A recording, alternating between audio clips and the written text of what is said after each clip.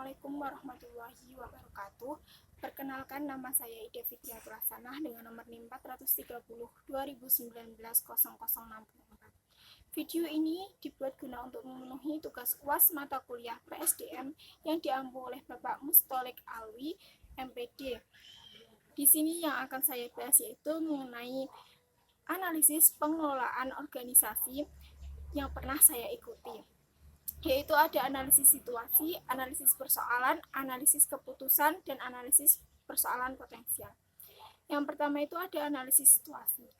Nah, organisasi yang pernah saya ikuti diantaranya yaitu si A itu tidak pernah mengikuti organisasi tersebut, bahkan dia tidak aktif dan setiap diajak dia itu selalu mempunyai alasan. Caranya mengatasi, yang pertama itu mengidentifikasi. Nah, kita ketahui dulu mengapa si A itu tidak pernah mengikuti organisasi atau tidak aktif. Kemudian kenapa dia itu kalau selalu diajak itu tidak pernah mau. Nah, kita ketahui dulu akar permasalahannya. Setelah kita mengetahui, kita mencoba untuk memahami. Jadi setelah kita mengetahui akar permasalahannya, bisa kita memahaminya dengan mampu menganalisis tindakan yang selanjutnya, yaitu menata masalah. Nah, dengan kita memahami, kita mampu menata masalah tersebut karena kita sudah paham dan seolah-olah berada di posisi orang tersebut, sehingga dalam mengambil langkah kita tidak salah dan tidak merugikan pihak satu dengan pihak yang lainnya. Dalam proses identifikasi masalah dapat dilakukan dengan pertanyaan seperti ini: apa yang penting dilakukan dalam kondisi sekarang ini?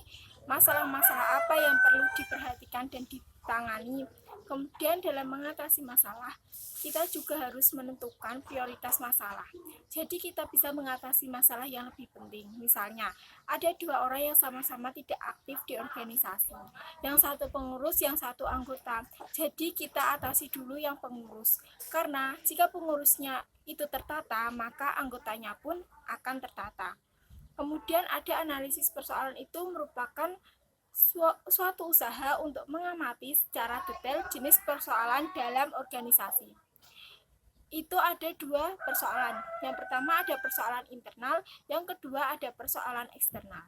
Nah, persoalan internal itu contohnya persoalan internal dari organisasi yang pernah saya jalani itu individu dengan individu, di mana pada saat rapat harian berlangsung si A dan si B berbeda pendapat, sehingga terjadinya penyimpangan dan mempengaruhi pada keberlangsungan organisasi, di mana si A dan si B sama-sama tidak mau mengalah.